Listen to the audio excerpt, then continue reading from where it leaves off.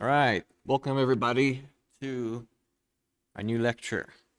I am sitting on the call with my private group community, my test labs in a private community where I test my theories and lecture my students on things that will be beneficial to them.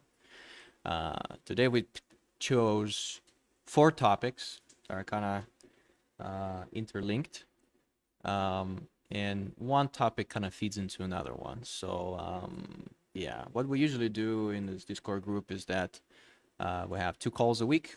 On the Mondays, I do a lecture, and we basically solve the previous week's problems. And on Friday, we have a recap. And if this thing is on YouTube, that means it was good enough to post on YouTube. If not, oh well. But yeah, let's start. So, number one topic, lack of self esteem, how it affects your art career, right? How it affects your relationship with your clients. I think a lot of artists suffer from that problem.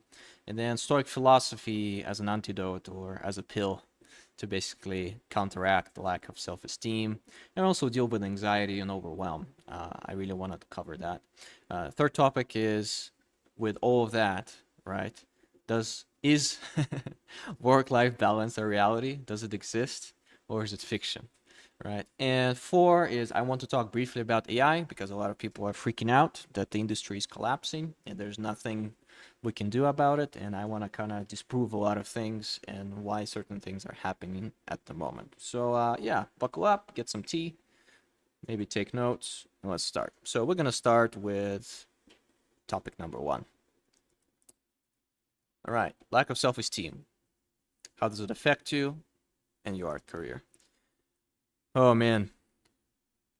Number one myth that I want to disprove right away is that if more AAA projects are under your belt, let's say you worked for, Disney, and I'm basically describing myself, Disney, Netflix, you know, EA, Apple, Jimmy Fallon, CBN, CBS, doesn't really matter. Um, what I experienced that um,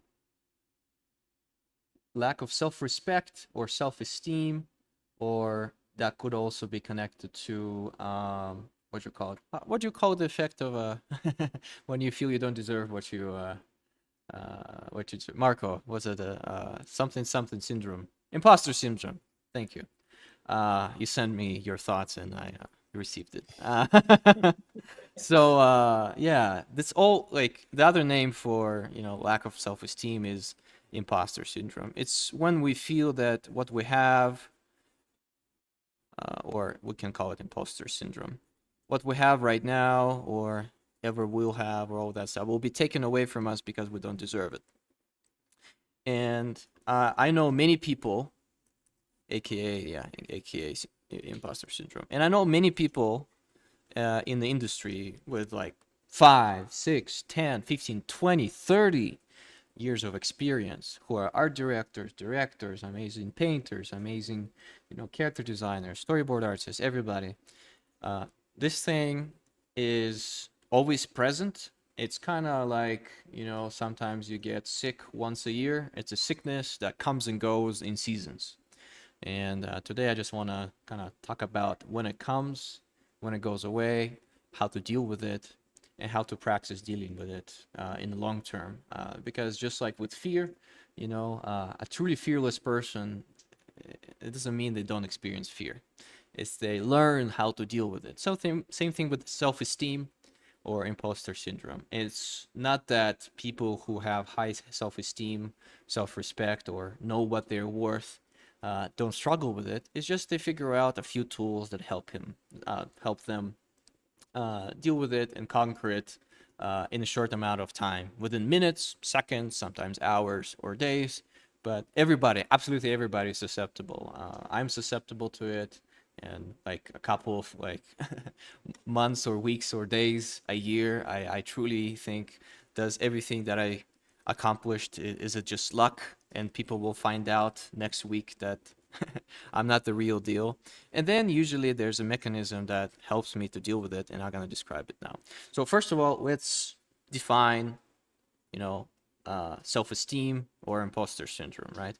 It's a feeling that makes you feel inferior, makes you feel that you don't deserve the things that you have, things that everybody thinks that you're less, and it's usually comes from within, very rarely from the outside. So it's something that is not external, it's usually internal, right? And then, as you guys know, all the internal things affect how we look on the world and can affect us either positively or negatively.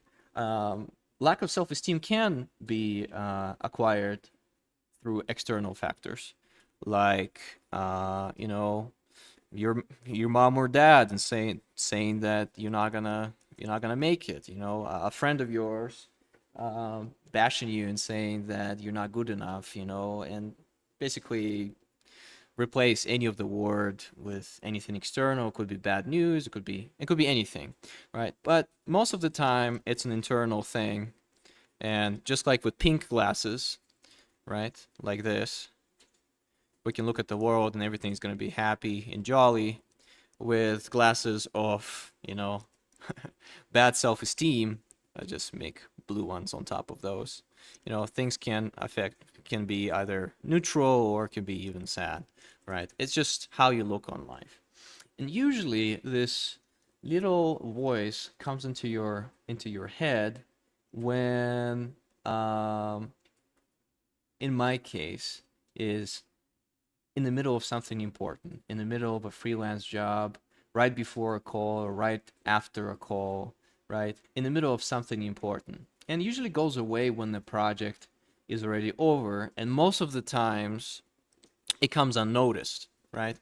If you're really good at hiding it, right? And you said, oh my God, that call with that art director or that interview went horribly wrong, right? Things most of the time not as bad as they seems, and some people are really good at hiding their low self-esteem, right? And I think that gets us to the first qualification of self-esteem, kind of showing its, I guess, neutral effects, or I'll say negative but neutral because it affects your mood and affects your day-to-day life. Maybe it will affect your productivity to some degree, but honestly, it doesn't have a long-lasting effect. So, for example, you have low self-esteem, you don't respect yourself, you don't know what you're worth, but you're really good at faking it.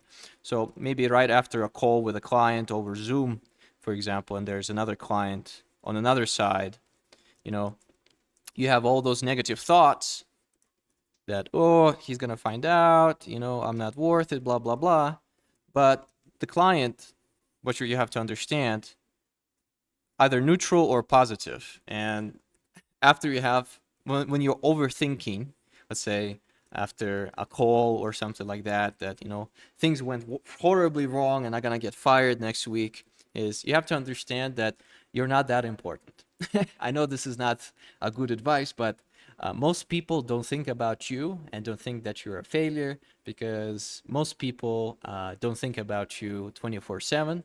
And it's the ego speaking that everybody's there to judge us, everybody's there to, fire us and all that stuff. Most of the time, especially with art directors, they're so busy, they just don't want you to cause any trouble, right? And if they even spot a little bit of an unconfidence in you, they're gonna brush it off because they don't have so much mental capacity to actually act on it and fire you or think about, oh, this person wasn't really, super confident today. They didn't have a really good self-esteem, and that means I'm gonna fire them. They don't usually think those things. So, first of all, one negative effect that low self-esteem or imposter syndrome, which imposter syndrome comes after low self-esteem, right, is that you walk away from let's just call it an event, right? You walk away from this event, and then you basically poison your productivity for the next few hours, few days, or maybe weeks, maybe months, or maybe even years. But as long as you're good at hiding it to some degree, the only thing that affects you is just your productivity, your mood, and then when you interact with other people, maybe they don't spot it that much, but you feel it on the inside. Let's look at the same scenario, but in this kind of like neutral effect. Let's call it neutral. Scenario number one, it's neutral. You just live a poisonous life and you poison yourself and you affect your productivity, which then can be negative, but negatively affect your workload and all that stuff. And because you're always searching for outside positive reinforcement, right? You want other people to disprove you that you're not that you are worthy and all that stuff. And what happens if you don't get that kind of reinforcement? And I'll get back to it. Let's look at scenario number 2. So scenario number 1, it's pretty neutral. You keep your job, you keep your art career. You know, it's just poisoning you on the inside. You're really good at hiding it, and overall, you know, it doesn't affect you that much. So effect is neutral. Let's look at the negative effect. You have a very low self-esteem, but you're a very talented artist, and you go on the same Zoom call with an art director, for example, right? And you're brilliant. You have a good portfolio. You're very skilled, but you doubting yourself. And doubt is not bad, because what you have to understand, low self-esteem usually comes from comparing ourselves to other people to some degree. And usually self-esteem even goes lower and lower, more professional you get, right? It's, I forget what this effect is called, but you know, when we learn a little bit about a topic, like let's say we've been studying for a few months, we feel that we're the kings of the world. We're making so much improvement, right? It's because when you're in starting stages, it's really easy to improve because you started from 0 and now you're at level 5. And the difference between level 5 and level 0 is huge, right? But then as you go further and further, you understand, oh man, I didn't know as much as I thought I knew. Because again, art is like a huge iceberg, right? And when you're just starting out, you think like, yeah, you already know the full scale of where you need to be. But further the iceberg you go, you understand how much, the more you know, the more you know how much you don't know, right? So with your skill comes more awareness of how many things you don't know ahead of you, right? And it's really hard to keep that kind of, excitement that you're the best on each level. So with each level of awareness, the percentage of imposter syndrome, in my opinion, goes up. And I think it's a huge indicator that you are already at a certain level to some degree. But even at beginner levels, imposter syndrome could be there. But in my opinion, usually starts somewhere in the middle of your career, maybe at the start, just a little bit. But most of the time, it gets worse and worse. More you exist in the industry, because you meet new people who are better than you at certain things. You consume social media and compare yourself not to one person, but you compare yourself to a collective thing. And one thing is that when we compare ourselves to one person, this is doable. But with social media and everything else, what we do is we compare ourselves not to one, not to two, not to three, but to the whole industry, because we see an image from this person, an accomplishment from this person, another thing from another person. And what happens is, on a subconscious level, what we do, because it's not possible to keep all this information, we create an impossible standard, an impossible superhuman, and those exist, but there's like 0 point something percent of them, right? We create an impossible monster human of a collective knowledge or collective talent of accomplishments, right? We think that, this person exists and they accomplished all of this, accomplishment number 1, 2, 3, 4, 5. But it's not that, right? So one thing that seriously contributes to low self-esteem and imposter syndrome is comparing yourself to other people too much, too often, and having a really bad information diet, and not knowing the rule of that more experience you have, let's say through your eyes, like for example, if we consume a lot of art and we consume a lot of information, right, our skills might be at certain level, right, but our understanding where we can be is, let's say we're at level 1 over here, but in our minds we know that we could be at level 5 over here, for example, right? And we feel that, I could be so much more, right? And people are hiring me for certain things, but I don't deserve to be there because they don't understand what kind of potential I have. So, one rule, again, we go into the rule number one. As long as you keep your lack of self confidence within yourself, you understand it's a demon you have to battle, and you don't let yourself show it too much through your body language, through your interactions with other people. It doesn't affect you negatively that much, right? As long as you keep it contained and you understand that that comes in small portions when there's too much comparison going on, and you cannot compete with hundreds and thousands of artists out there. The only thing that you can do is just compare yourself to yourself before and where you can be. And even if you compare yourself to the whole industry, if it's a negative emotion and doesn't fuel you, that means it materializes in a negative form, which is imposter syndrome and bad self-esteem. Some people get fired up and fueled by comparing themselves to, let's say, this imaginary, mega super duper alpha artist, right? And it fuels them because I want to be the best, right? And if it fuels you, sure, lean into that thing, but just don't show that you're not confident within yourself. And usually people who are getting fueled by this concept, they are usually they're productive, and self-esteem is, they don't even think of themselves as much. They just go and do it because it fuels them, right? But if it materializes in a negative side and goes outside from internal to external, and it affects your material world, that's when you really, really need to start thinking. So, for example, let's say we have the same conversation, but instead of work call, this is an interview, and the person who is interviewing you he's pretty neutral, right? Neutral. Oh, come on. Neutral.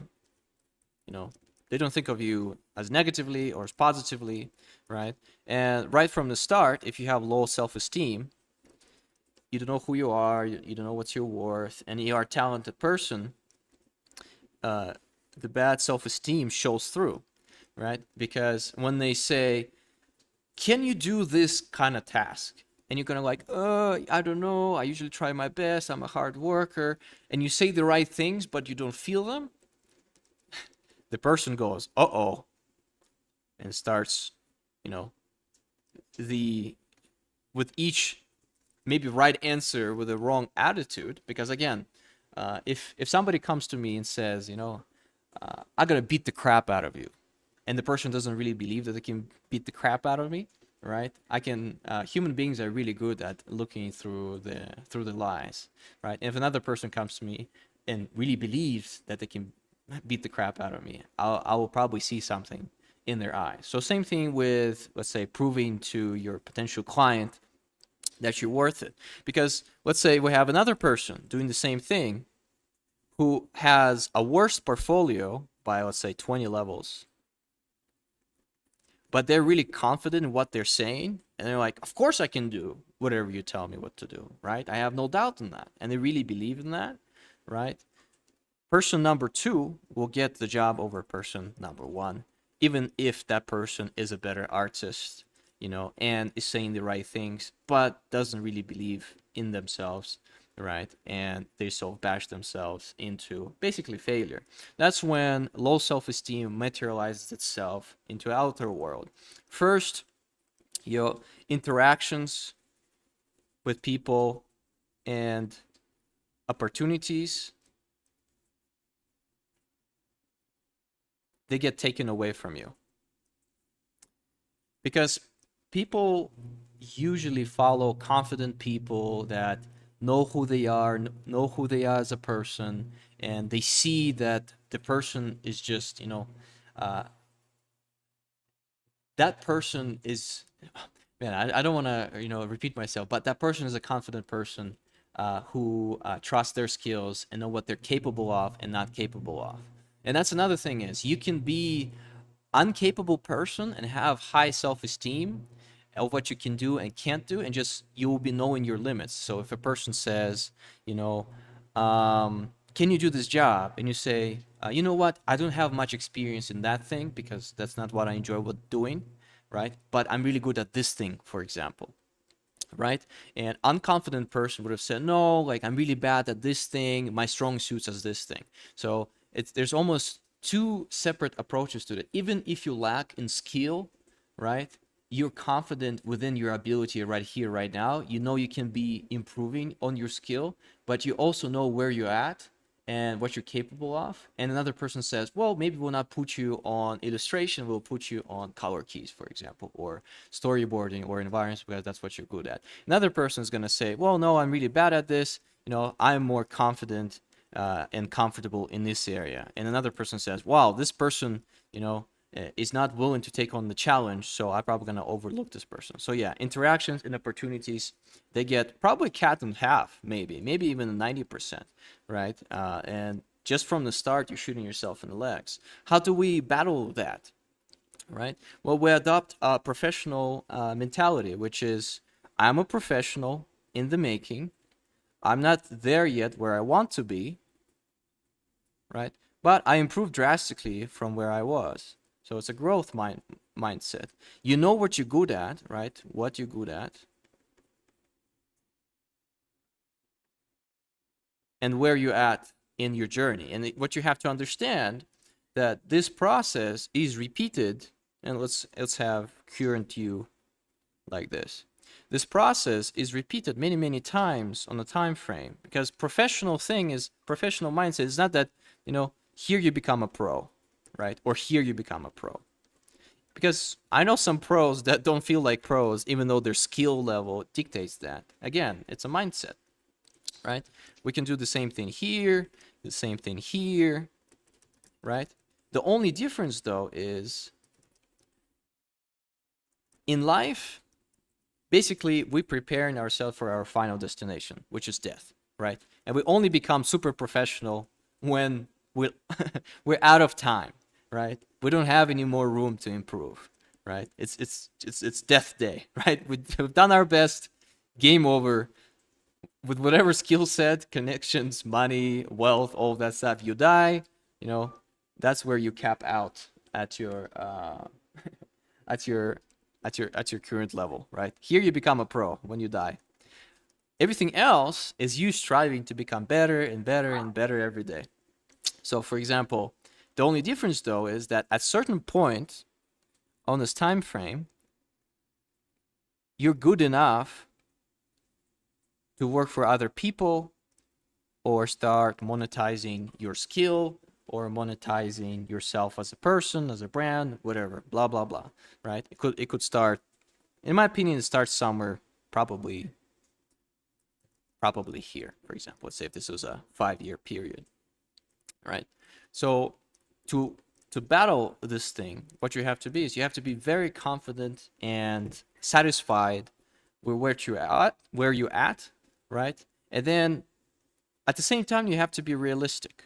And I remember I told you that in the beginning, you shouldn't compare yourself to others, right? Because it's a negative effect that gets us to the imposter syndrome, because we think that everybody else is so much greater than we are, right? And we don't know where we're really good at.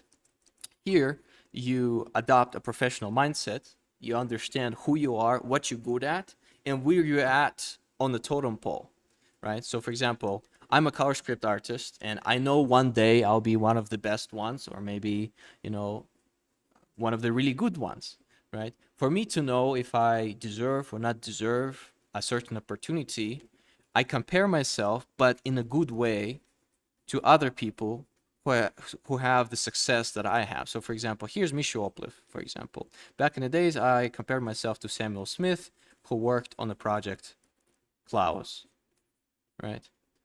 And then this person got the job on the Klaus, but I didn't. Did I self-bash myself then said that I wasn't good enough? They rejected me because I was a failure. I said, well, I'm not good enough yet. I'll see what I can improve on, and then compare myself again.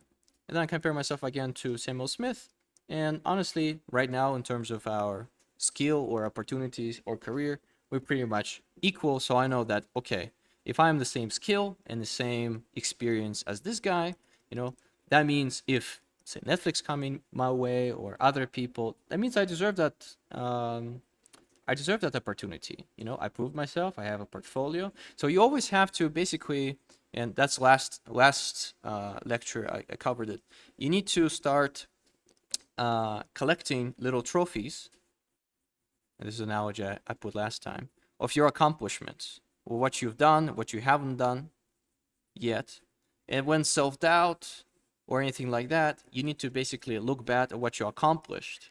And I think the key to self esteem and self love, or how to battle imposter syndrome completely, is to challenge yourself and prove to yourself first that you are capable of withholding against those challenges.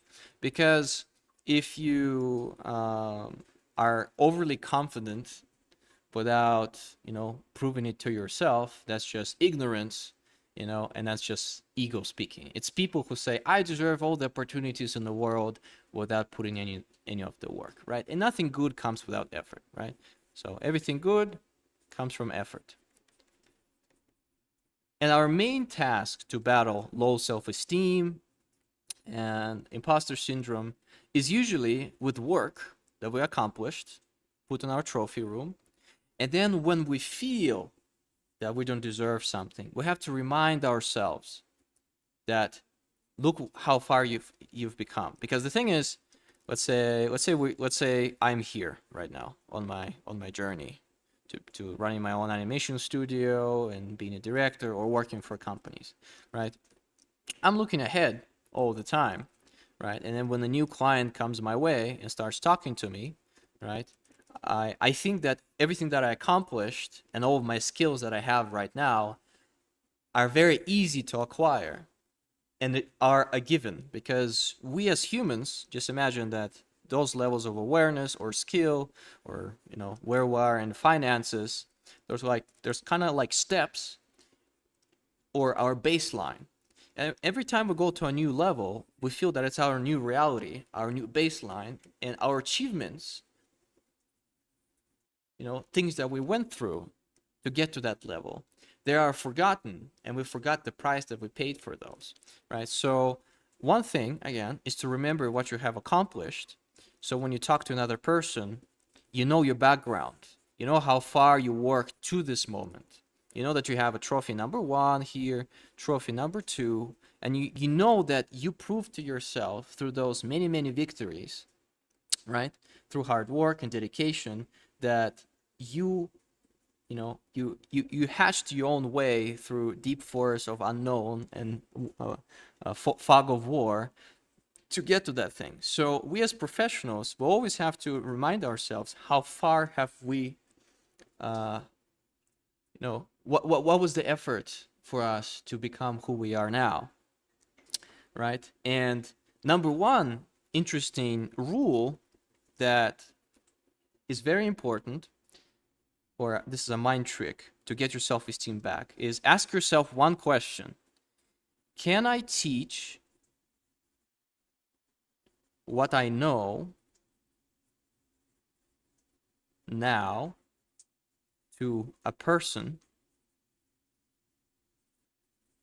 in one day? Everything that you know about the job or where you are in life, about what you know. Okay, how about 2 days? No. 3 weeks? I can't teach everything I know in 3 weeks. A year? Maybe if student is really, really good and super talented, already done much work, maybe 2 years, possible. But honestly, to get people to the level where I am right now, from zero to hero, right here, it would take me at least 5 years. So just this thought alone, how far have I, journeyed in my art career of life, or life in general, brings me a lot of confidence already. I survived, right? I've done the deed. I slaughtered many, many dragons along the way, and I have probably infinite amount of other dragons over here, right? But what you have to understand is you need to know your story, know thyself, know what you have accomplished, what you overcome, and you need to become your best friend. You need to become your best friend that encourages you and reminds yourself, in a good, not prideful way, uh, again, your accomplishments, what you're good at, and what you love doing. And if you come to another person, because again, self-confidence usually affects us on external level, uh, when we talk to other people, when to interact with other people, right? Because most people don't see your internal battle. And as long as you're still pumping up artwork and maybe your, imposter syndrome is a fuel for you, basically saying, I need to become better, I need to become better. And if it's not toxic, lean into that energy that helps you. But most of the time it's useless, right? You need to be happy with where you're at, what you've done, and where are you going. I know it's not totally possible, right?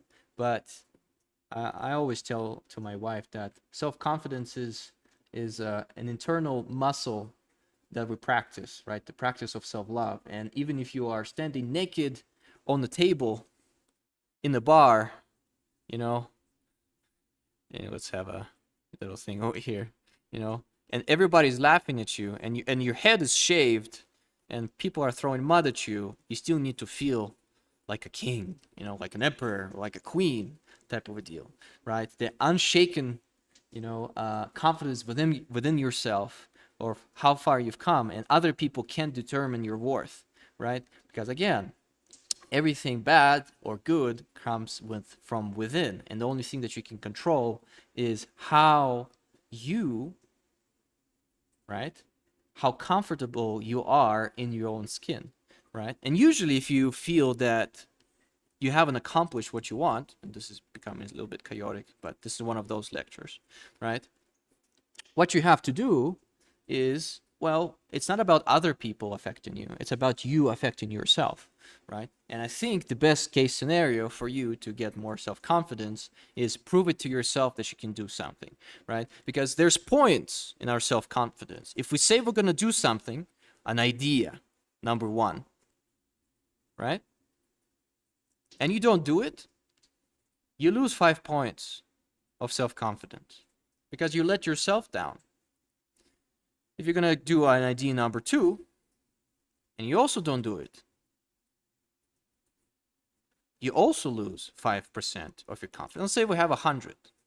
Let's say over your lifespan, or over the last 5 years, you depleted that, bank of self-respect.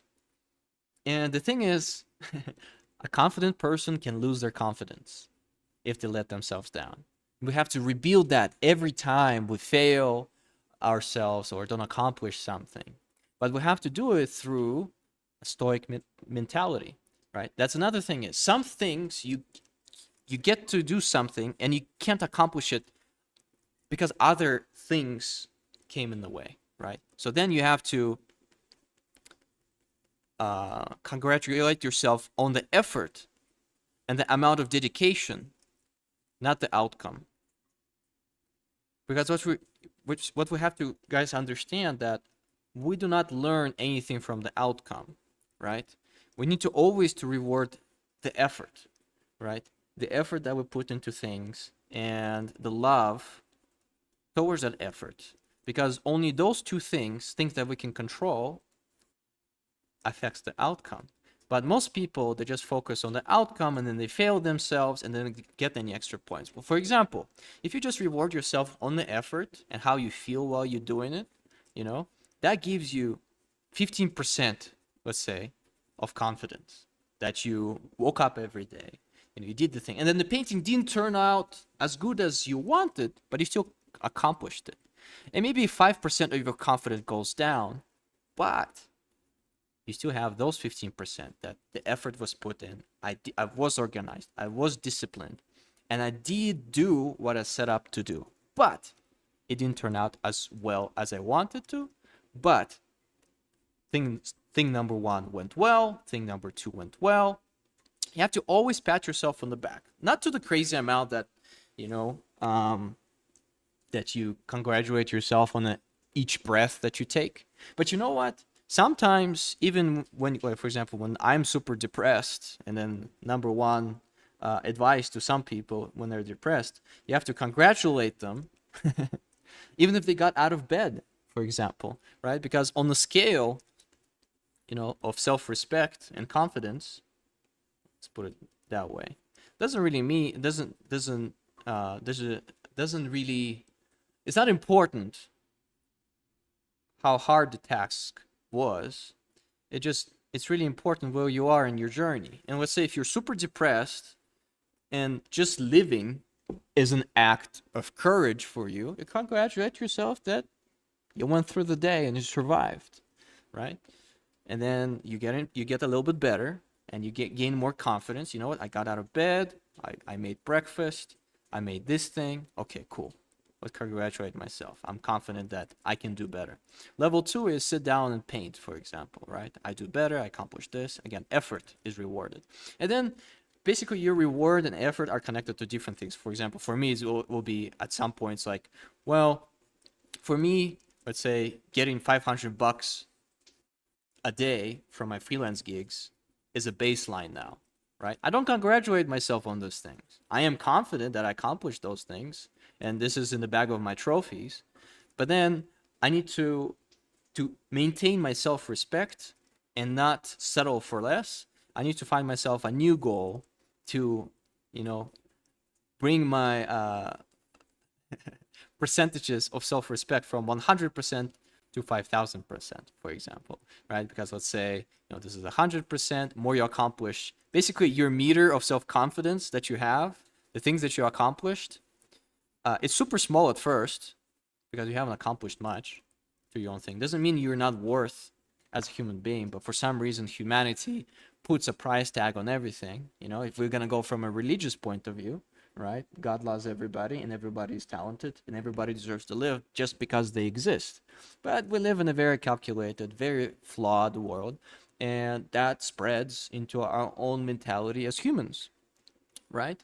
So to survive in this cruel, calculated world, right, we have to make our confidence meter, as big as possible, right? By, again, accumulating small wins. Again, I'm going to repeat, small wins that compound into a big, confidence meter. And then we always have to recharge it, right? So, for example, let's say something happens, something negative happens. Let's say an art director says that my work was subpar. It was not good enough, or there was a mistake. And some people will, let's say they have a 5,000% confidence bar. Let's say 100% gets knocked down. And they're going to be like, "Whoa, I remember when on this day he said that was awesome. On this day I remember this thing." So it kind of counterbalances this thing, right? But then if you're not faithful in your journey, and you're not proving to yourself that you do the things that you're set to do, right? You're not confident that you're following your life path, and and if you're not feeling that you're living to your full potential, this thing could have a much greater effect. But as long as you're staying true to yourself and you go in the right path, it doesn't really matter how many times you get set back by 20 to 100% of your self-confidence. It's about how fast you bounce back from it, right? So you look at everything as a challenge, right? So for example, somebody says you're not good enough, you're gonna say, "Oh yeah," and you put 5 or 6 hours extra the next day to prove them wrong. So that's how I use it as energy, right? And then it's interesting because you can not only right, you can not only not deplete your confidence meter, right, but you can actually expand it because it becomes a new challenge, right? You got set back by 20%, and that person says you don't deserve everything that you have. Like, for example, here's one of my life stories when I got hired to be an art director at the project, and the guy was kind of weird, but I took the job because I hired one of my close friends on the job. I hired my brother, and they were paying them money, and I said that for the first month I will not take any money, but then after that, I will be taking 200 a day. And I worked for that dude for like 3 or 4 months. We had the contract, and I wasn't invoicing him for a really long time because I didn't really need the money that much, right? And once there was a Black Swan event, Black Swan, something unexpected. We went on a call, and the guy was either drunk or high, I don't remember, and he was really pissed off. And there was this weird, the pipeline was broken, and we were going in circles in terms of designs, approach, because the person didn't really know what they were doing. And then out of nowhere, that person says, "Fuck you! You know nothing about art. Your brother is already better than you than art. You're a failure. You don't know nothing. You don't deserve anything. I will not pay you. The only thing that you deserve is maybe $1,000 maximum." And that person owed me $5,000. That was a lot of money, even for me now. Honestly, $5,000, man. That's like what, 4 months of rent at least here in the U.S., right? But it's not that he wasn't paying me. He said I didn't deserve it. What did I do? That's when self-confidence comes in. I was very lucky because I think from my childhood, my parents said every time I would come back from school, they would say, "Hello, talented, you know, talented." In Russian, it was said, "Привет, привет, добрый, замечательный, талантливый ребенок. Мы тебя любим," which it means, "Hello, beautiful and talented son. We love you. Get back home. Let's get some dinner." Almost every day. So no matter whatever I did, my parents always said that they loved me and that I'm talented and all that stuff. So it was engraved. It was not in a bad way. I had very loving parents. So I think from the beginning, I was very lucky that I was engraved, that my worth was not coming. I deserve to live right away because my dad is a pastor in a church, and I guess that's part of a theology, right? And that was one part of it. That I often forget. And another thing, before this Black Swan event, or a very unfortunate event when the guy was just cursing at me and said I didn't deserve it, I worked for Netflix back in the days. I did a bunch of challenges. I had a community. I had a wife that liked me. I had friends that liked me. I had all those things to back me up. And I bounced. I think that moment took me out for like a day. Took me out for a day. And I either could spend my energy disproving that person, right? And that's another thing what you have to understand, that when we are unconfident within ourselves and we feel we don't deserve our things that we want, we're basically trying to prove other people right? This person says, "You suck." And if you really feel that you suck, other people's words or your own words, they only have truth when you truly believe in it. If somebody says that, Misha's an awful person who doesn't care about our community, he only wants money and fame out of his Valhalla for artist things, I think I'll laugh at it, and most people will laugh at it because they know it's not true, right? So we really have to be very careful about what we believe about ourselves and really write things down, the things that we believe about ourselves. So if somebody says you're lazy, you're unproductive, blah blah blah blah blah, and if you react too harshly on it with anger, for example, or you become sad and you say yes, that is true, most of the time that means that it is true, right? Because we can only be confident within the things that we already do and already done, and we haven't done that. That means we cannot have that to back us up in bad situations. So your responsibility right now is to take little wins, one win at a time. So it compounds and compounds and compounds to things that you can look back at and say, I went through so much crap in my life and survived, and I accumulated so many, skill sets. And what this person is saying sometimes could be true. And you say, yeah, but then you say, but I think you're right about this thing. If you want to be brutally honest with yourself. But for example, if somebody says that Misha is lazy and procrastinates very often, I say, yeah, that's true. I procrastinate on things that I don't find interesting, and I'm lazy about things that I don't feel passionate about. Thanks for pointing that out. But in this current situation, it doesn't apply because I was very responsible with the whole pre-production, right? And I think I've done everything that I could to get it to the next level. And I'm really sorry that you don't see it that way, right? But the things that you say, I don't think they're true, and we shouldn't talk to each other like that. Like, I don't deserve your, outrage. And this is me talking to the person who dumped me and said, "Fuck you, you don't deserve anything." How do I do a, yeah.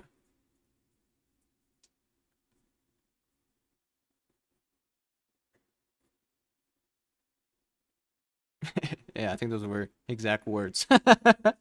But did this thing set me back? 100%. I was set back by a full day. I would say that in one day, I probably maybe lost, like, I don't know, 400% of my confidence within myself. And I had to ask very heavy questions. Is it true? And then one by one, I had to disprove him. Do I know art?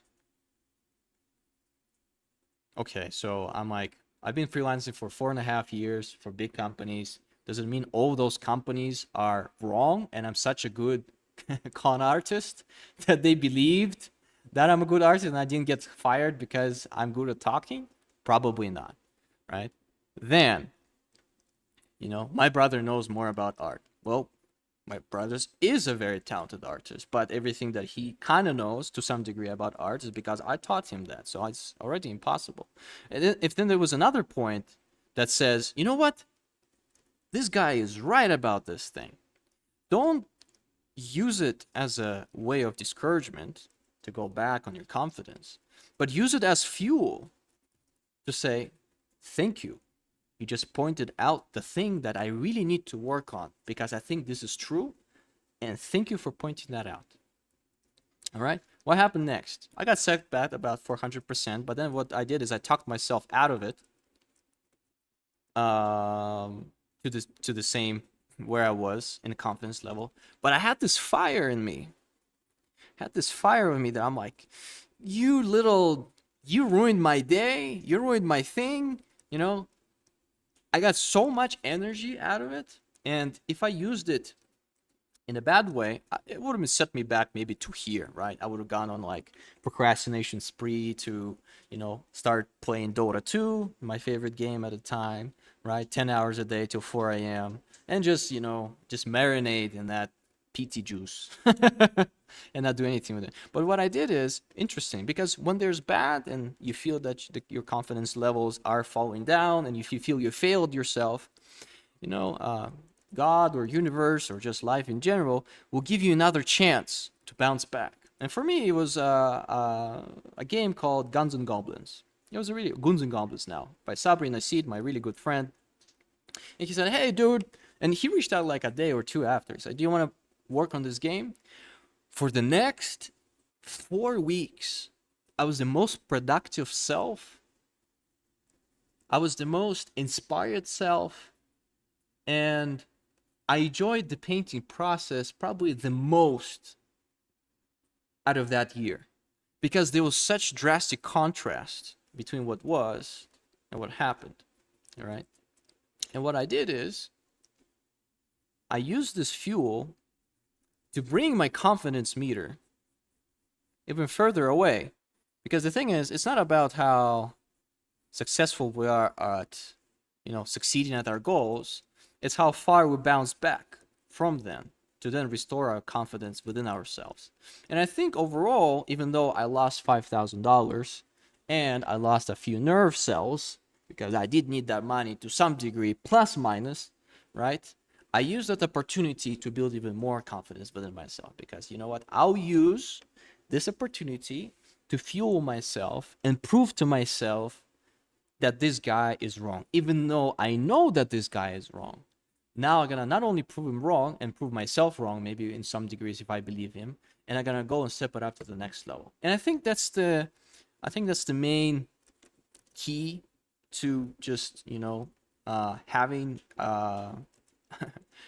confidence within yourself. It's building blocks by building block by building block, And if one building block is taken away from you by outside forces, or just crumbles from interior forces, or yeah, by your own thoughts, what you have to do is you have to reinforce that block and then put two more blocks on top of it so your wall doesn't crumble, right? And interestingly enough, some people, when they think that the wall of confidence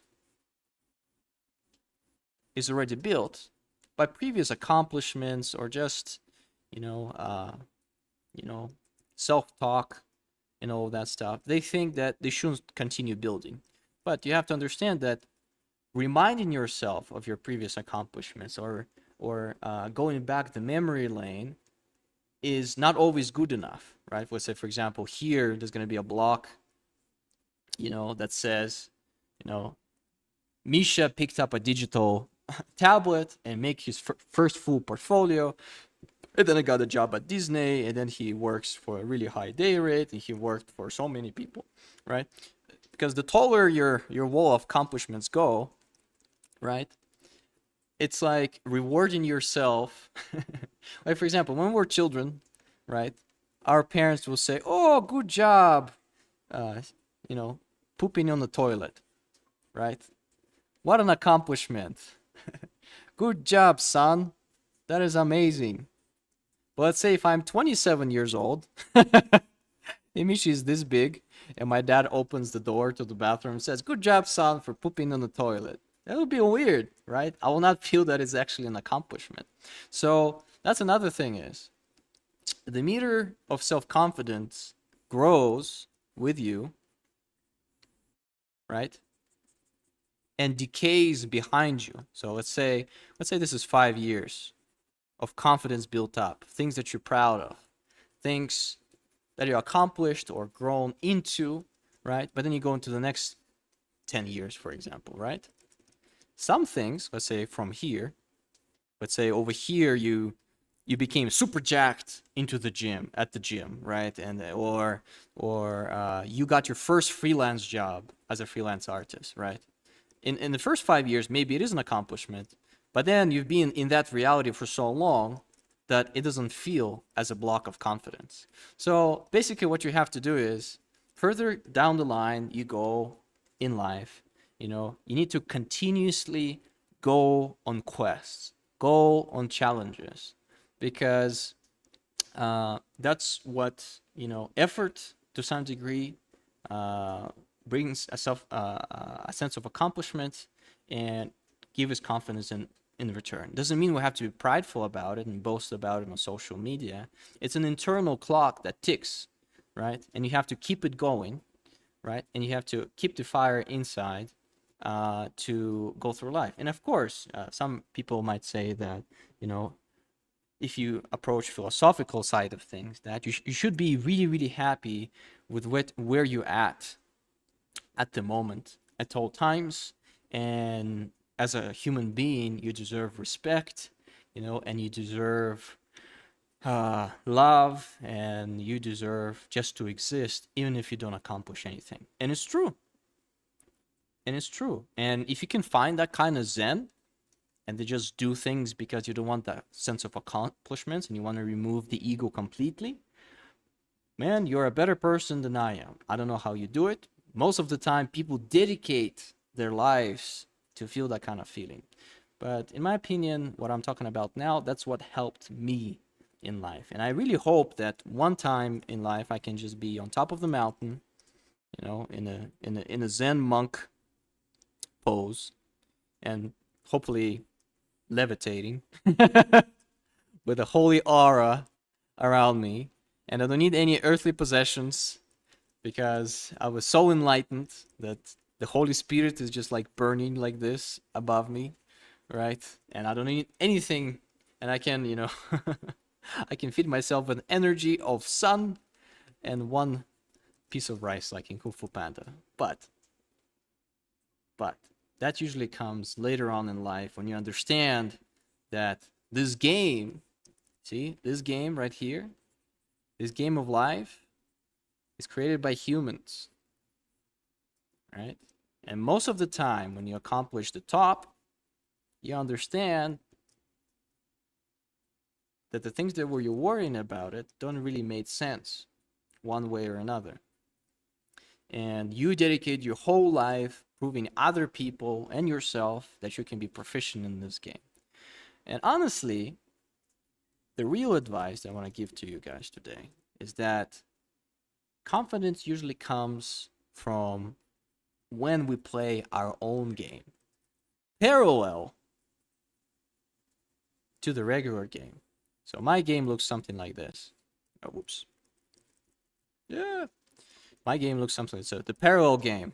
And I will go much further in life because, again, the deadline is death. What's my parallel game? Well, I love art. I love music. I like animation.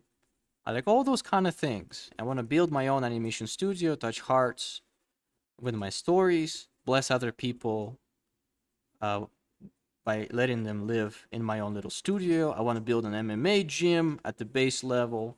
I want to have, Japanese-looking garden in the backyard, and I am playing my own game, and I'm trying to accomplish my own things, right? So what I do is I play my game parallelly to other people's games, right?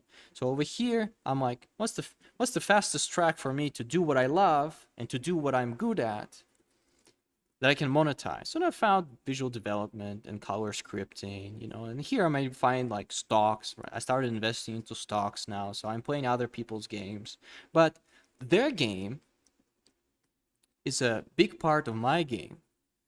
So let's say if I'm succeeding and I'm number one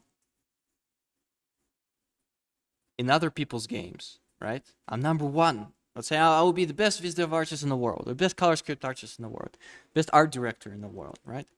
This will still feel not as an accomplishment for me because I was playing other people's games and I could have been so much more in my own eyes. See, everybody has different value system, what they want. And most people, they adopt other people's games, which is like money, fame, acknowledgement, what else?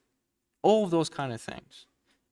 And usually when we chase those things and we accomplish them, and trust me, I was chasing those things and I'm still chasing them to some degree. I'm trying to be on a higher level of awareness.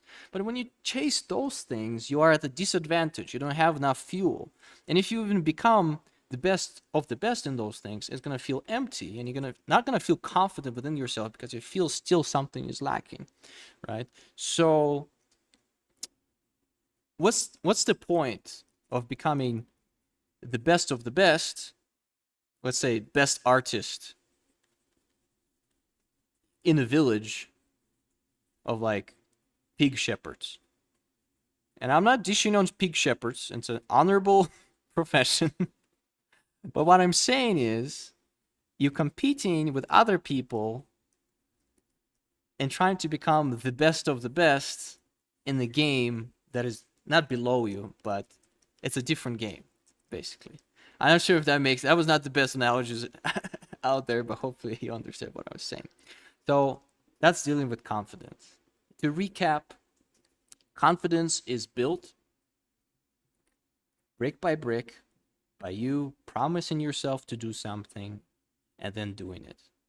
And even if other people will fire you or will not see potential in you or will say that you're not as talented, if you're confident within your skills, other people's words will not have any effect on you whatsoever.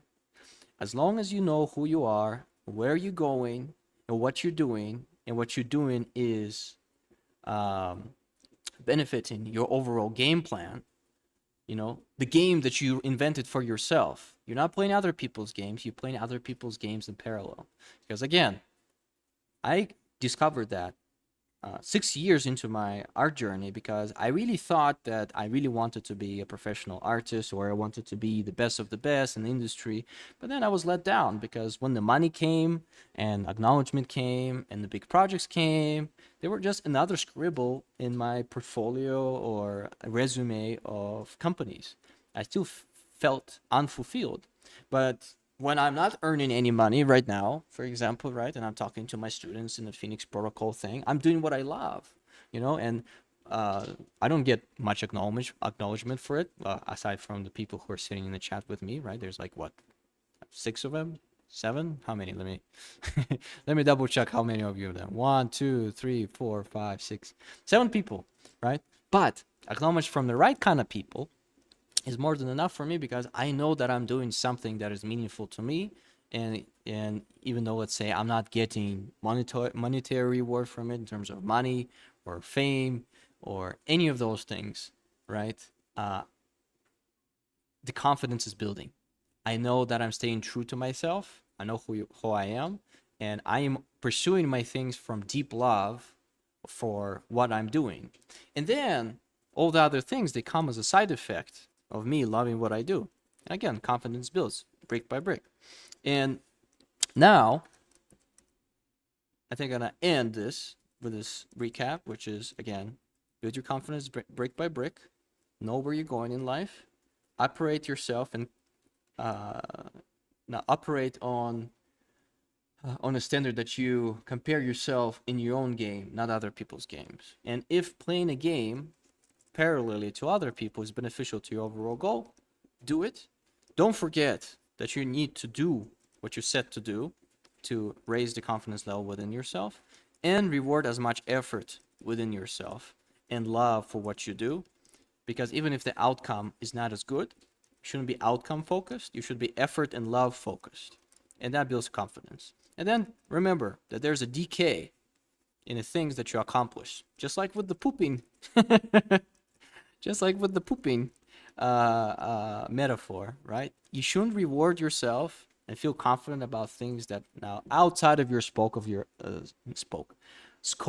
ability, right? Don't reward yourself for stupid things. Reward yourself for the things that you really feel proud of and accomplished, right? And overall, it builds up, and you become this, you know, when you're old and somebody tells something towards you and says, "You little dick, you ugly," you're gonna be like, "Son, there's been so many other things that I've been called, and I've been through so much shit that you can't even imagine. And what you just did is you threw a little pebble at the giant Titanic. I know where I am. I went through many storms, and I am steadying. I am standing steady. I'm like a giant tree with roots all over that brings me energy from the ground. And I have so many things I've accomplished and went through and learned my lessons from, that your little speck over here does nothing to me, right? And if you're a little tree, I might hurt. And it's okay. Younger you are, less experienced you are, less the confidence is. More advanced you are and further are in life you are, more confidence you get if you're your best friend and you remind yourself what you have accomplished, and you keep going on little quests, right? And if you're right now feeling that your confidence is not at the point, right? Make a quest for yourself. Set a giant deed or a small quest for yourself to accomplish it, and write it down. Write it down, so when you feel that you don't deserve something, you can read back at your little quest book and say, "Wow, well, if I succeeded here, here, and here, and here, why can't I succeed here?" Right? And remember that people on subconscious level, they see through you and they see what's underneath, right? So yeah, focus on yourself, keep the fire burning, all that stuff. I think I'm gonna take a little break and discuss this. All right, what you guys think? I don't think we have time for stoicism. Do you still want to go for stoicism, or you want to just discuss what we just discussed? I feel Marco might disagree on a few points with me. I'm already prepared for I Mm, that. have to go to work soon, Okay, see, but have an hour. see you, Boris. No, no, no. I'm Ah, not okay, going yet. But okay. I'm just saying, if we're gonna go for stoicism, I don't know how long it will take. Uh, Hmm. it might become too much, too many topics at once, both for the audience and for you as well. Like you might start to get extremely tired. Um, so maybe just discuss this. I don't know, Sure. unless everyone feels like going on the second subject. But Yeah, I think yeah, I went, I dug too deep and went too far, uh, which is fine, I think. What? I'll be honest. At the beginning, I was about to tell you, dude, try to keep like each topic on the 20-30 minute mark so you have time for everything. And I forgot, and now I regret it because I knew this would happen. Because mind you, I'm not complaining. I love listening to you, as you know, but I knew this would I know, happen. I know, I know, I know. I should have got the chat and then you should have. And then there was a few moments when I was like, you know what, I should talk about stoicism because it's a good hook. But I kept digging deeper, deeper, and deeper. But Yeah. I think this is still good topic for us to discuss. For me to remind myself and yourself, guys, how far have you come, and on confidence levels, what are you feeling right now? Right? Do you feel confident within your abilities? Was there some useful things? Did I cover everything? Maybe you wanna, you know, throw some other ideas my way. Maybe I didn't cover something. Maybe you disagree with something, or I agree profoundly, or maybe none of it made sense to you, and it's all what you call non-practical. I am really want to hear feedback on this theory. I guess as I was developing it on the fly, even though I talked about it many times, but this is the first time when I talked about it out loud. I guess. What do you guys feel? For me, it's hard to say how I feel because I mean I don't know you for very long, but I know you for almost 2 years. So that kind of topic was brought up several times in my experience. Uh, I mean, I completely agree. But You it, should be a little bit arrogant too. sometimes, yes. Uh, But yeah, was yeah. it I mean, useful you. information or was it just useless blabber? What was actually useful out of all of this? Even if it's just one thing. I think the main selling point of this is that because like technically in this couple of years that we've been um, like chatting together and all these things, I think we all I think you already touched pretty much all these topics, Yeah. but maybe like in different moments. Yeah. So it's really nice to just have this complete your like point of views less slash thought process Yeah. just condensed uh in one sorry in one like video or podcast whatever it is, Mm-hmm. and I think that is the best thing out of this, as in feedback for the specific mentality of it. Mm-hmm.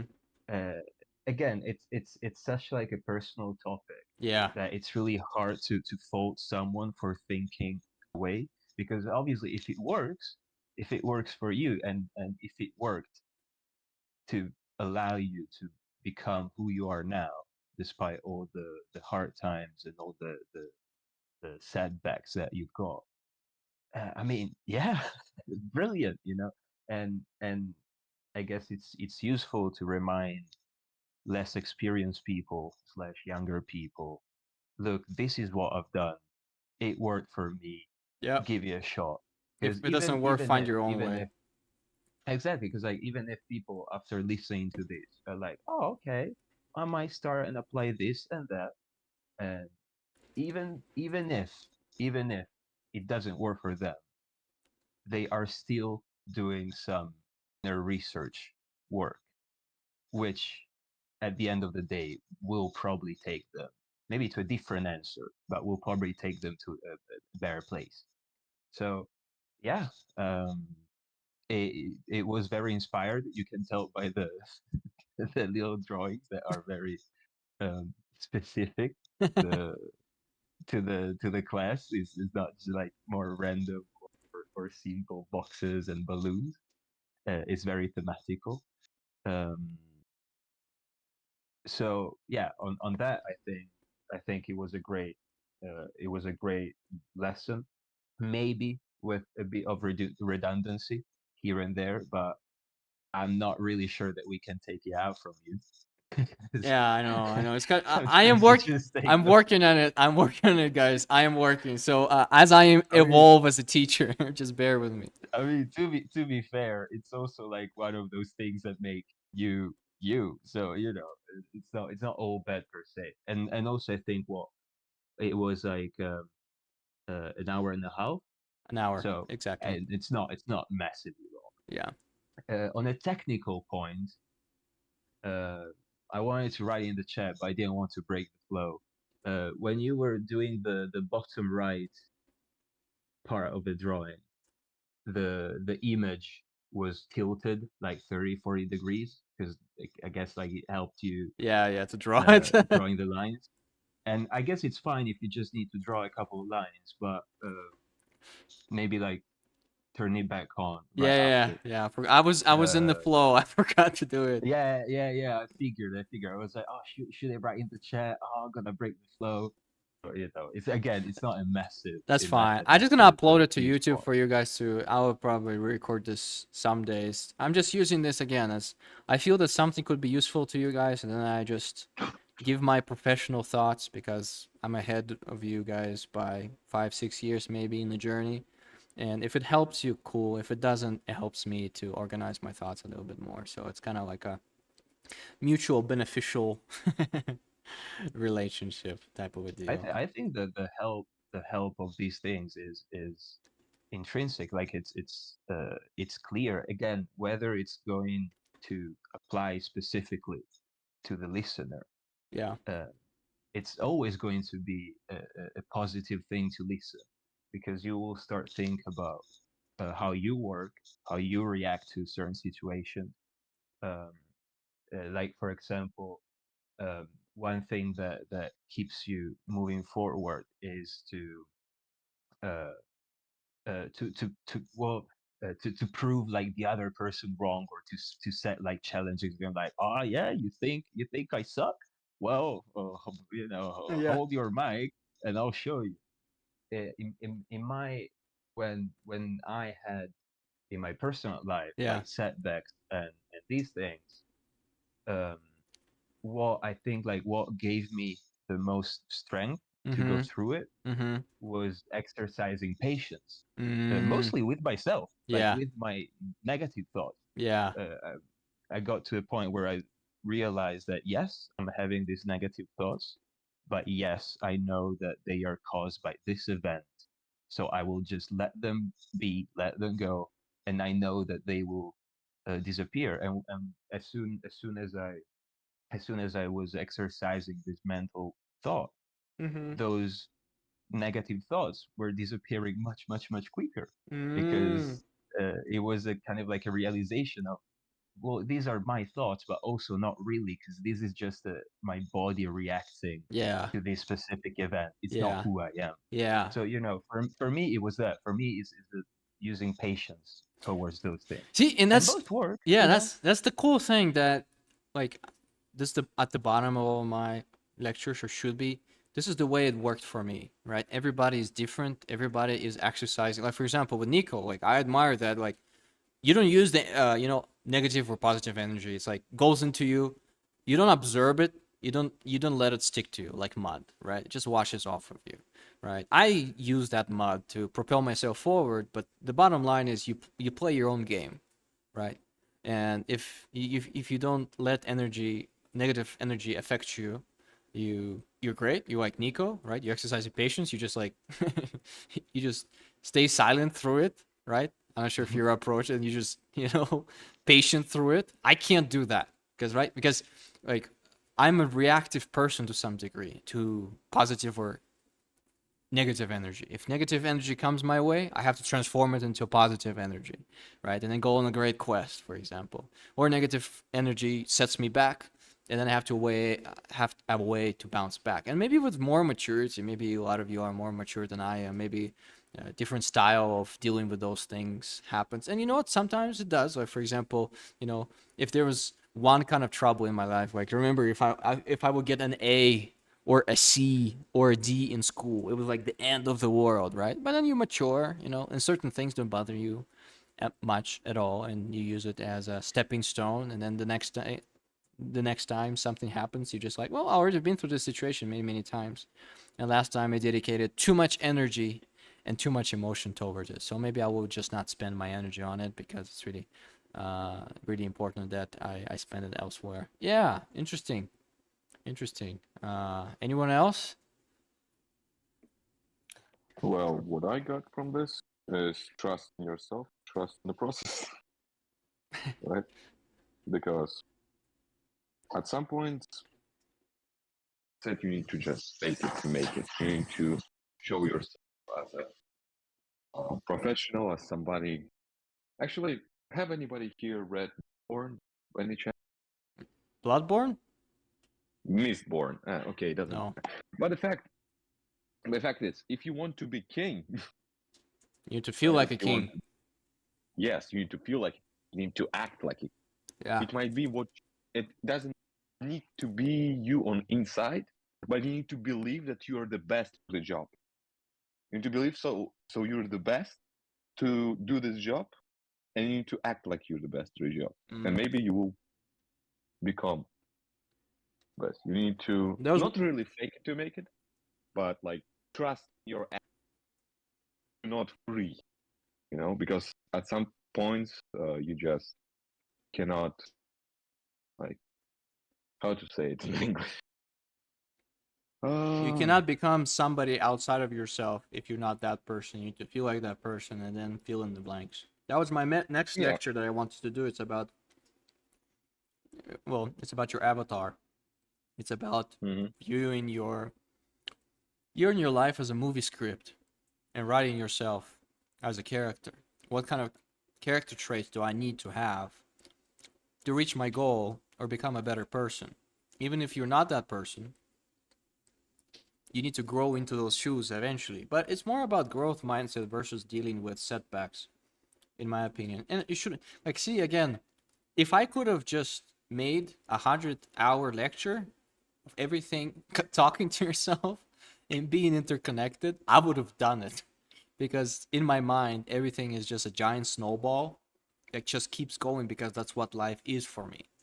I can't just talk. That's why I blabber too much sometimes, because it's really hard for me just to think about one scenario or one thing, because I need to talk about it from different points of perspectives and say, yeah, self-confidence is deeply interconnected for where you want to be, but also it's interconnected with your spiritual life, right? And what do you want to feel like, right? Anyways, you get what I'm saying, right? Everything is connected.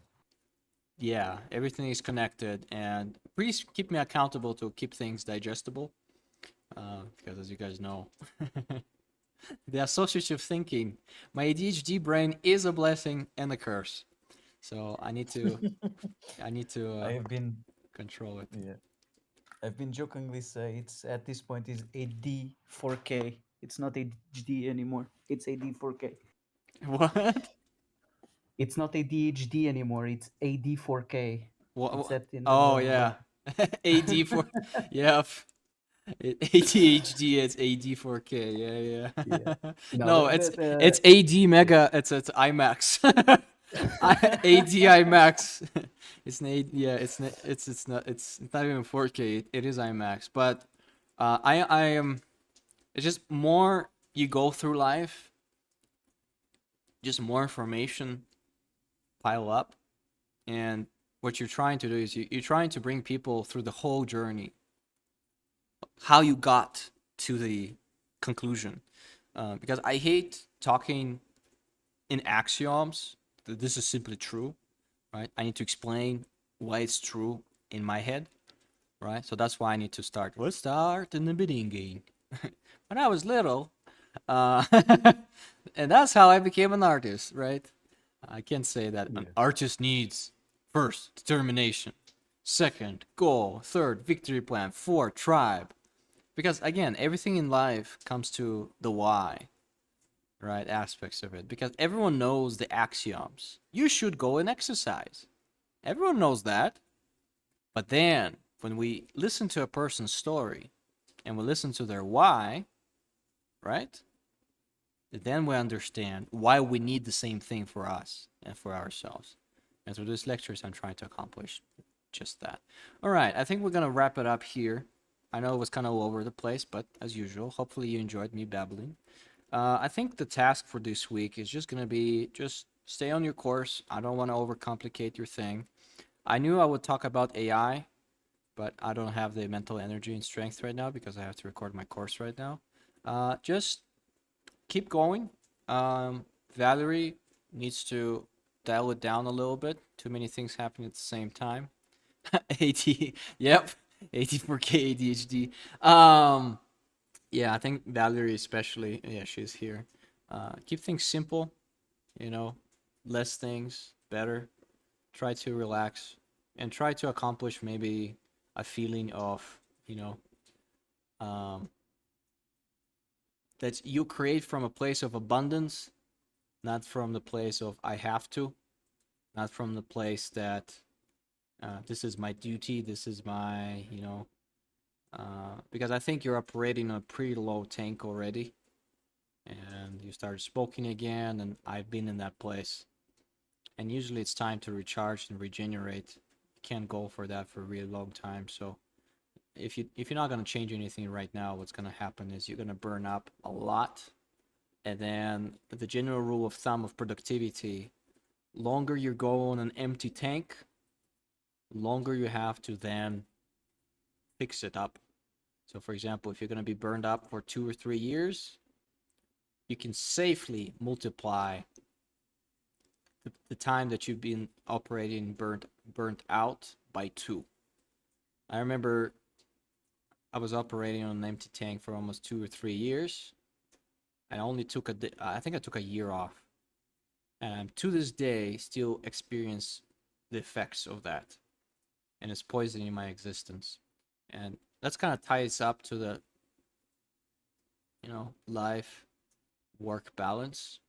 At certain parts in your journey, there's no such thing, right? But it should be one thing that you're accomplishing, not many things, right? When one thing is distracting and pulling, one blanket is pulling, like one person is pulling the blanket into work, one blanket towards family life, one blanket towards your career, one blanket towards your mental health. You can't balance it all. You usually find balance when you collect the fruits of your labor.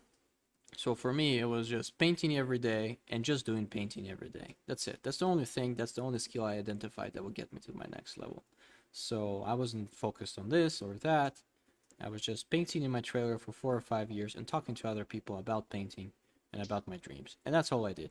And the other things were a means to exist. So I tried to do bare minimum just so I have maximum time to do the thing that will get me to my next level. For each of you guys, it will be different things. But in my experience, work-life balance usually comes. It's so funny, because everybody who made it to the top usually talk about work-life balance because they have so much work behind them that now everything is going smoothly as a machine, right?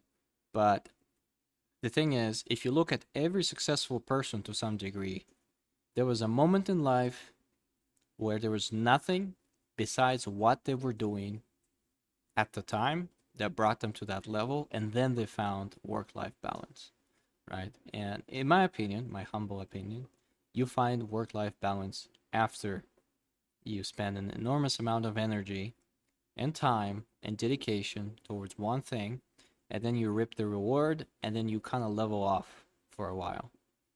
And after you level off for a while, then it's time for the next challenge. So I would like to make sure that all of you guys have this chart in mind, right? Like at the beginning, very low work-life balance to some degree. Well, you still need to live a little here and there, but to the degree that you don't destroy your relationships and you still are alive and you have fun in the world. And then when you reap the rewards and you get to the next level, you plateau a little bit. And then you feel that you accumulate enough energy to then make the big jump after that. And then you level up a little bit and then a big jump again, right? And then again, all the people at the top, they say, yeah, work-life balance, family life, go to the bar, go to the things, go to other things. But you should not listen to what people say. They should listen to what they do. So for example, many of you guys know me, right? What is Misha going through? Well, Misha didn't sleep here again and here again. I'm not saying that's healthy, but good things take sacrifice. He didn't go outside for a really long time, blah, blah, blah. And then he gets to a new to the next level, and other people and some people say, and I had a few comments like that. Well, it's really easy to be a concept artist, visual development artist when you live in America. Right? They just take away all your accomplishments and your sacrifices because the thing is just came in naturally, and all you were doing was just painting a little bit on the side. But in my experience, work-life balance usually comes after a big period of life when you invest into that one thing that gets you to the next level, and after that you plateau, and then it's the next quest. And you guys need to make sure that you don't deplete yourself completely when you come here, and you have energy to accumulate. It's just, again, it's in stocks. When the stock goes that up, that's good. You're learning something, but then you regenerate, so you can do another pump up. But the thing is, if you're gonna only go up like value is trying, right? Basically, in stocks, longer the price rises, bigger the dip, and sometimes even goes beyond where you were. So you might accomplish all those things on an empty tank, right? But then you're gonna crash and burn. What you have to do is you have to start from the start, right? A more safer approach is you rise, you recalibrate, you rise, you recalibrate, you rise, you recalibrate. And this kind of balance. I think the only work-life balance is between heavy lifting and times of deep work and focus, and then regeneration to be prepared for the next thing. So for Valerie, that's what I noticed lately. With Marco, I think you're on the right path, dude. You're old and wise. Keep going. Nico, same thing. Just make sure that in the beginning with Nico, for example, I'm not sure, I haven't seen many works from Marco, but with Nico, quality comes after quantity. So I think one thing that for your visitor portfolio that I really would like to see is quantity of sketches and ideas, and they need to be fast and as finished as possible. But then you start, because you start learning faster, and then you dedicate yourself to quantity or quality. Because for me right now, like I've painted thousands of paintings. Quantity is not, it's not the benchmark. Why? Because I know all the, most famous compositions, most famous color choices and color combinations and looks and styles and all of that stuff. So for me right now, I am not producing much work, partially because I'm busy, but partially because it's quality of idea and quality of my paintings that I'm looking for right now.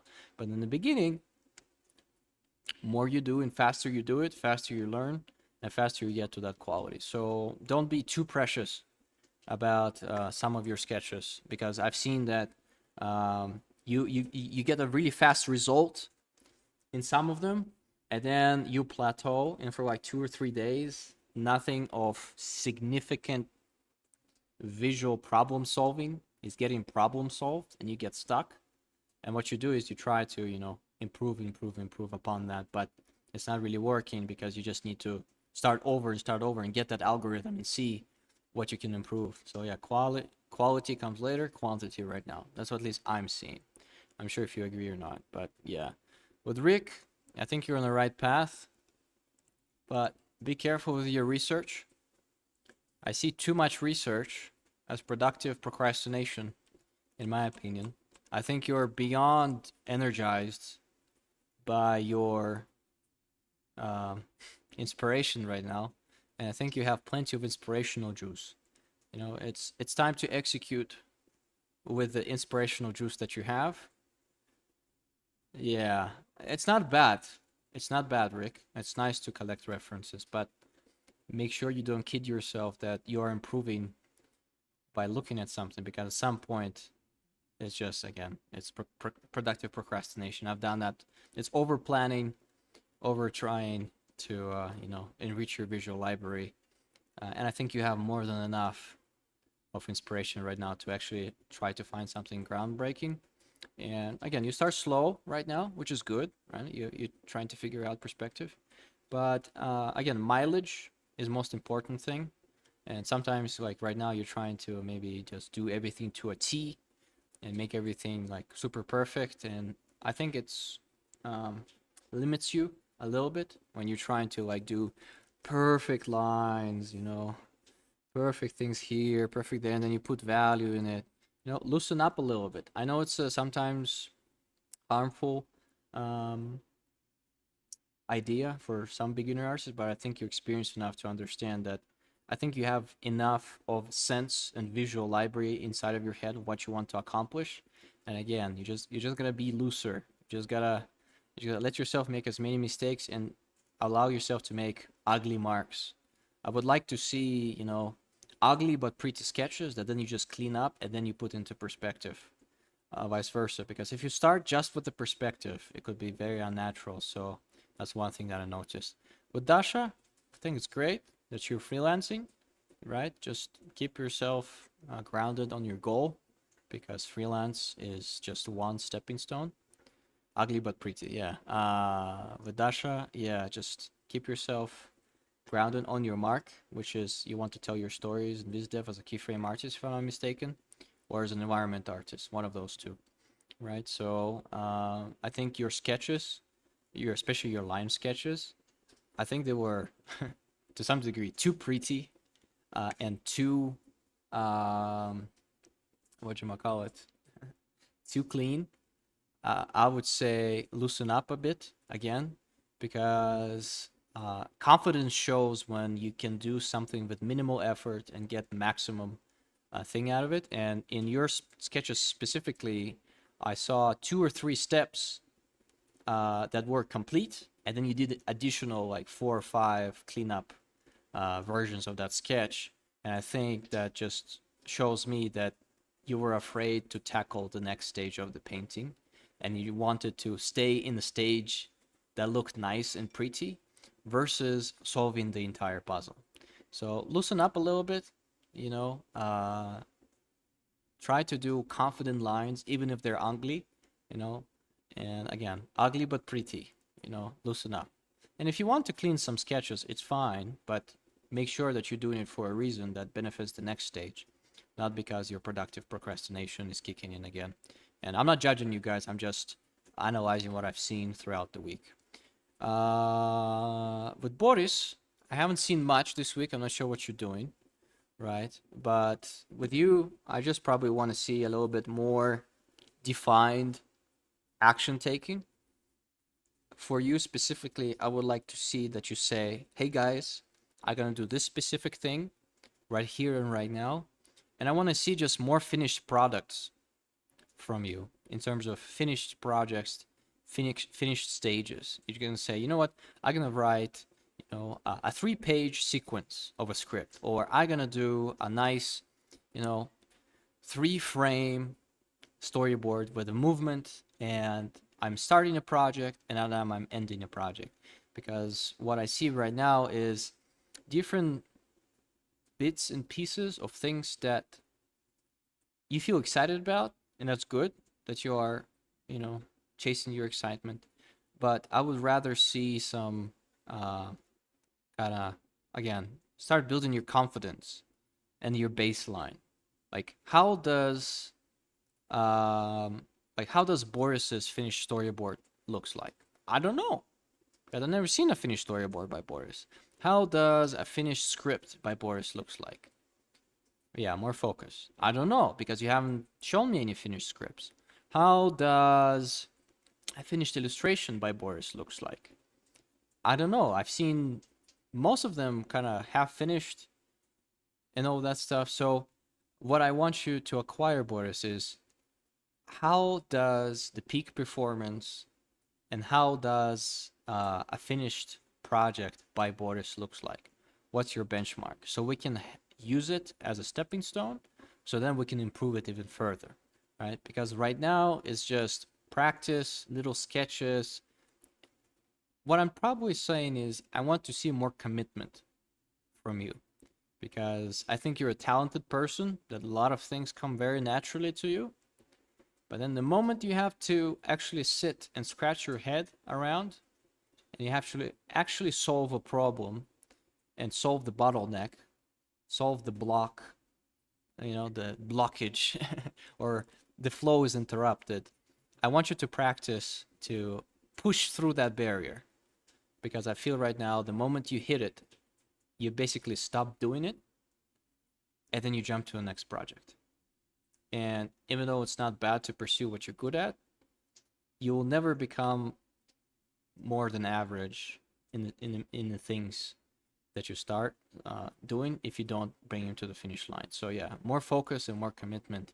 I would like to see something solid that you can present at the end of the week and say, okay, my project for this week was this, and this is my new benchmark. I tried to achieve this kind of level of quality. So for example, you need to start defining what kind of quality you want to achieve. Would it be with your writing or with your YouTube or with your illustration? And I want you to maybe find 2 to 3 people that have a similar life to what you want, maybe not exactly. And I want you to keep them as your benchmark in your head to see what kind of level of quality you're striving for, at least in the beginning. And then maybe you'll grow out of them. But it's really useful to imitate somebody and their quality of work when you start. And with Lena, right? With Lena, I want to probably see just more bravery and more confidence within your ability. I would like to see that you look at your previous work and identify that you're really good at certain things in your work, right? I want you to consciously look back at your work and see the amazing ideas that you had, especially the different fractions that you designed. I want you to acknowledge that you're really good at certain things in art.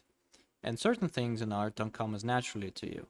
So please, maybe, I don't know, put all of your work you've done over the years in Miro and just look at the scope of things that you already accomplished and say, well, look, I'm starting a new endeavor, which is like keyframes, environments, different perspective, all of that. It will take time, right? And I just want you to understand that you can get to the next level with the thing that you're doing right now, and just work on patting yourself on the back for the things that are already successful, because every time when you join the call, I feel this kind of like super unconfident animal that basically wants to be put out of her misery. I don't know why I get this impression, right? And I kind of want you to, break the door, and see, people watch you roar, type of a deal, right? I think you need to adapt. Find a cute and friendly epic character somewhere in animation. Kind of like Stitch. He's cute, but then he can basically wreck shit up when he wants to. So I think that's what I want you to be, that, right? So I think you need to start taking charge of that, because I think it's really, yep, exactly. 2 phases of you. You can be cute, and you can be and you can be that gif of Stitch in that thing. So that's what I want you to focus on. And for me, what I want to be focusing on is probably the same thing as Valerie, is just dialing it down, doing less, and then getting my sleeping schedule on time. And I've been really good at it. For the last 2 or 3 days, I've been talking with my wife for an hour, for 2 hours in the bed, talking about philosophy, all that stuff. So it feels very, very nice. I'm succeeding. I didn't go to the gym, sadly, Saturday, Sunday. It just takes so much energy out of me to walk out of my door. So maybe I have to prepare my, walking shoes and say, at this time, on this day, I have to walk outside and go to the gym, and I have no other options.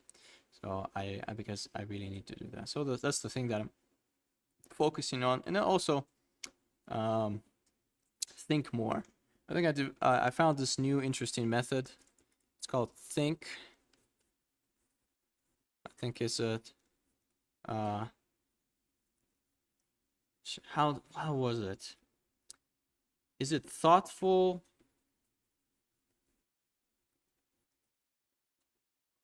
I forgot. It was a genius idea I developed, but I forgot. But Kiss is really good to keep it simple, keep it interesting, keep it stupid, something like that.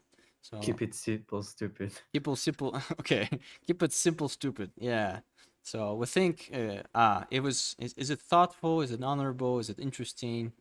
Is it kind and something else? That was I need to revisit what I wrote down, but yeah, I really need to, because right now in my life, there's stocks that go up and down.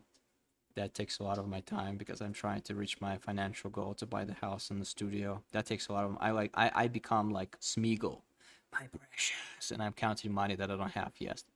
And then with the course, it's overly complicated and I have to dumb it down.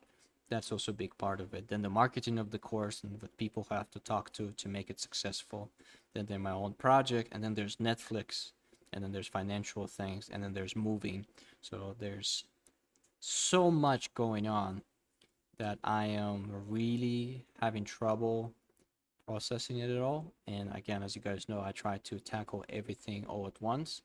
Doesn't work that way. So I really need to figure out that this time I'm only thinking about this thing, and this time I'm only thinking, and I need to have dedicated time and focus, and also time management. I really need to just say that this time is for peace, this time is for war, this time is for relaxation, this time is for my wife, and just be very precious with my time, because I think it is slipping away and not in a good way. And if I don't take control of it, things will spin out of control and I will pay the price by staying up late all night. So I think my undiscipline and time management is what keeps me up till 4 a.m. in the morning. So I need to get that in check. That's my goal for the week. With that said, thanks everybody. That's it for tonight. Everybody is spared. Bye bye. Have a Thank good you. week, Bye.